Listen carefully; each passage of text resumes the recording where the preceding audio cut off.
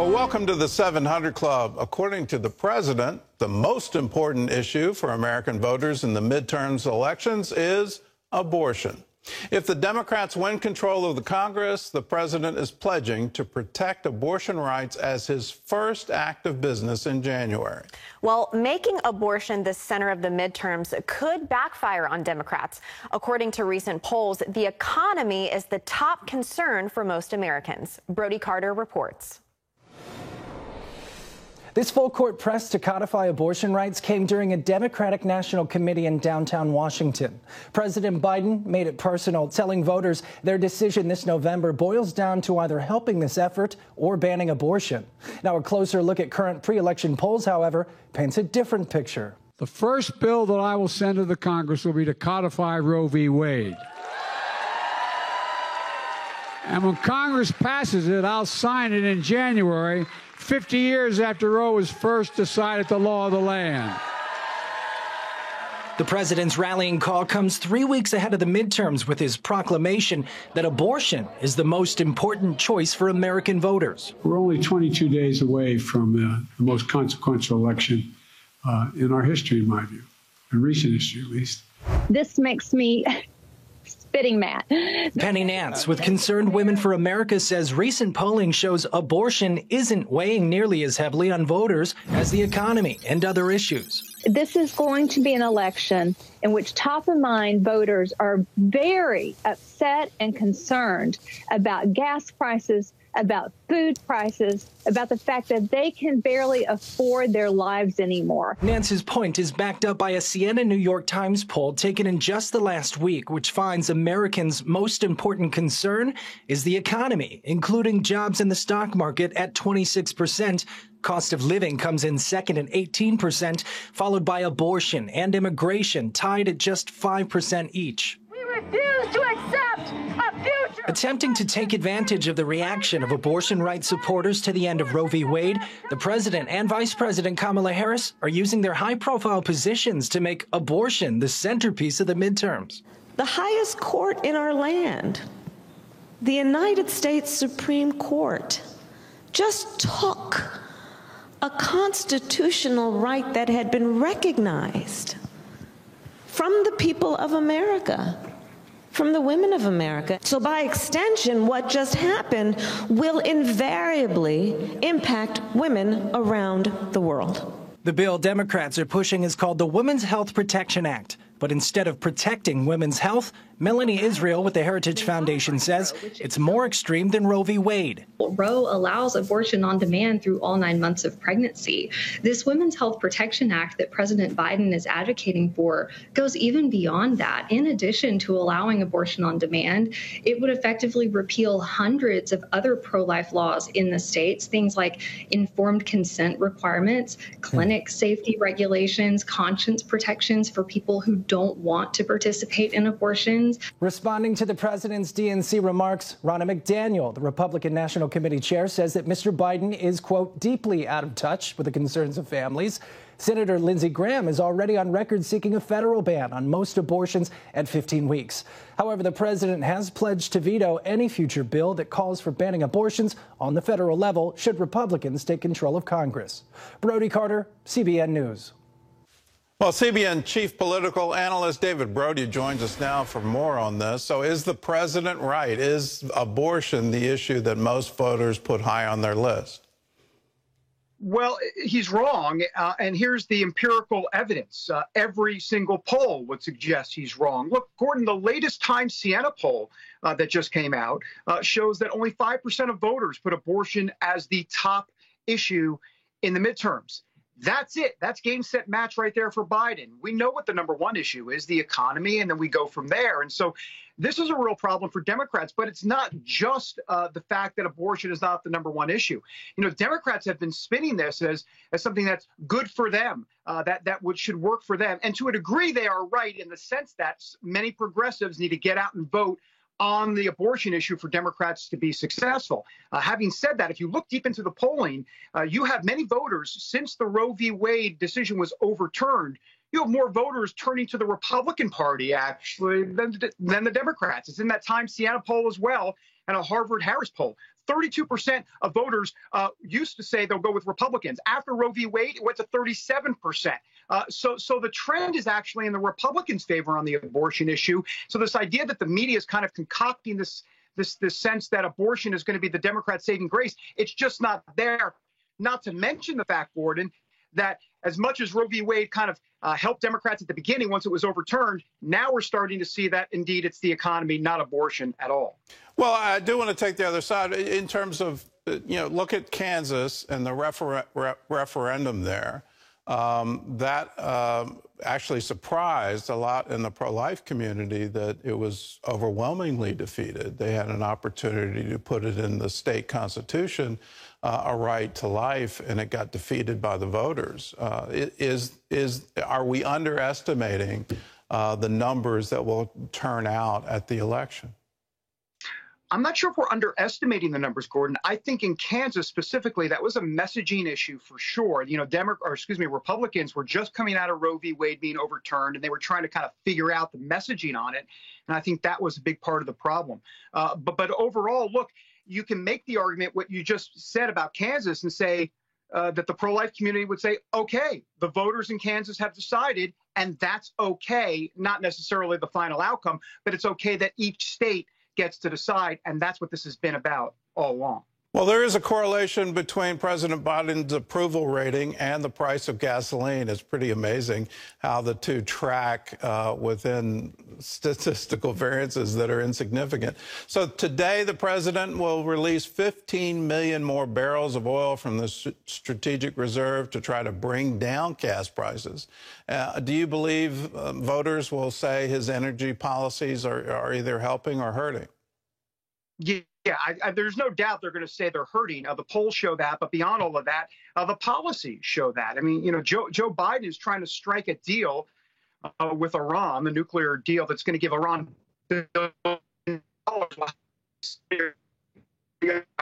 Arch enemy, if you will, friends, and they're not friends of Iran, feel about that overseas. And so you've got the OPEC plus countries cutting 2 million barrels a day come November.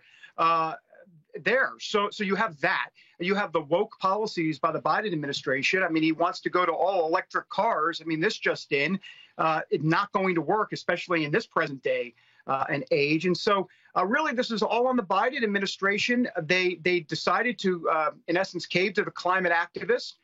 And this is what they're going to get. They're going to get kind of a political spanking, if you will, in November because of it. Well, how severe will that spanking be? Because you look at the snapshot of where we currently are. The House seems to be strongly going on track to the Republicans taking control. But in the category of all politics is local, and are there problems with Senate candidates on the Republican side? And is the Senate going to change control? What's your prediction? Well, it's tough right now. By the way, I've learned a long time ago, Gordon, as you know, if I were in the prediction business, I'd be bankrupt because it's tough. I mean, it's really hard. Having said that, there are 4 key Senate races. There's so many key Senate races, but there are 4 key ones that I'm looking at: Georgia, Pennsylvania, Wisconsin, Nevada. And look, Republicans have to do well there. I won't go through each one in detail, but the bottom line is that Pennsylvania Senate seat is extremely important because remember that's held by a Democrat. So, a Republican. Sorry, I said a Democrat, a Republican. So it's incumbent upon Dr. Oz to keep that seat, and then I can go through some other ones. So the bottom line is it's going to be harder in the Senate. The House looks good for Republicans, but there's about 30 House races that are key. Those are the ones to watch come November. All right. Well, David, thanks for your insight. And if my predictions on the stock market are any key, I've been losing pretty badly this year. Is that going to be the ultimate, though, for these midterms? Do people have more confidence in the Republican Party managing the economy going forward, or do they want to stick with the Democrats? In other news, American taxpayers are getting some good news from an unlikely source, the IRS. John Jessup has more on that story from our CBN News Bureau in Washington. John? That is right, Gordon. The IRS is helping Americans protect their income from the IRS. The agency announcing it's raising income thresholds for all tax brackets and increasing the standard deduction. Those thresholds are going up by about 7% overall. The standard deduction increasing to just under $14,000 for individuals and $27,700 for married couples. All this is due to rising inflation, as parts of the tax code are structured to prevent rising prices from causing higher taxes. Well, more than 8 million people have applied for the Biden administration's student debt forgiveness program. While the website officially launched this week, its future is far from certain. Economists on both sides of the aisle say forgiving student debt will increase inflation. And as Matt Galka reports, the program is already facing a number of court challenges. Qualified borrowers could soon see $10,000 or $20,000 of their college loans wiped away. But critics are worried that this program could add to an already bad inflation problem throughout the country. More than 40 million people in the country may qualify for some student loan forgiveness. The process for applying officially went live this week, with more than 8 million people already filling out applications. I'm surprised it's not actually more than that, given the gratuitous nature of this handout. We're talking about up to $40,000 for families making $250,000 a year. The plan has been criticized for catering to those who had the advantage of going to college. But another criticism is how the program, which could cost $400 billion over the next decade, might impact already high inflation. Every time Congress and the president spend a dollar that we don't have, and they need to borrow that money, that requires the Federal Reserve to raise interest rates harder and faster in order to keep inflation under control. And the more the Fed slams on the brakes of the car in this economy, the more people are going to go through the windshield. We have countless Americans now who can't afford a home because interest rates have gotten too high given home prices right now. 6 Republican-led states have sued to block the program. The president defended the plan when the application process launched this week. Republican members of Congress and Republican governors are trying to do everything they can to deny this relief, even to their own constituents. As soon as I announced my administration's student debt plan, they started attacking it, saying all kinds of things. Their outrage is wrong and it's hypocritical. I will never apologize for helping working Americans and middle-class people as they recover from the pandemic. The timing can't be ignored. With less than 3 weeks before pivotal midterm elections, Democrats are hoping the plan resonates with voters. Particularly younger voters or those who are still paying off those debts, if they feel like it is going to help, that could be a boost. At the same time, the net result might not be what Democrats expect, because there are folks who believe it's not the right thing to do, and it's not fair to those who haven't had that debt. While applications continue to pour in, the program could still end up in legal limbo as multiple cases make their way through the system. Meanwhile, the federal government's pause on student loan repayments that happened during the pandemic is formally set to end on January 1st. Matt Galka, CBN News. All right, thanks, Matt. Gordon, back to you. Well, if you're able to take advantage of this and get these student loans forgiven, by all means, please do. Someone very dear to me just reported that she was able to get relief from these student loans because she had worked at a nonprofit for a decade, and there was a exemption there that she wouldn't have to pay it off anymore. And then on top of it, some of her excess payments over the years were paid back. And it's a tremendous blessing to her and her entire family because they're no longer under a burden of debt. I think there's a much larger conversation here than just forgiveness of federal student loans, and that is, should there be federal student loans in the first place? One of the problems with government incentives is that you get more of it, and when you get more of it, the price of it goes up. When you take a correlation between the cost of higher education and how that's tracked with the expansion of student loans, both federal government loans as well as private guaranteed loans, all of these things have led to an inflationary spiral in the cost of higher education, where now it's like $200,000 just to get a 4-year degree. That's priced out of the market for most families. They can't even possibly think about it unless they take out a loan. Well, the problem with taking out a loan is then you're now burdened with debt for the next 2 decades. And how in the world can you pay that off and have a family and have a home and have a car and all the things that you're going to need to get along in life and American culture?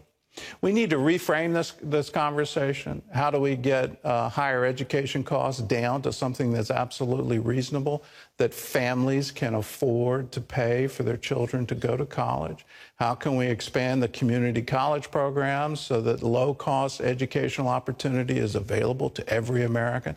All of these things are necessary, and instead of loans for low-income families, how about just an out-and-out grant? And you're not getting into an inflationary spiral, and you're not getting into any kind of debt problems for people who graduate. Anyway, that's my 2 cents.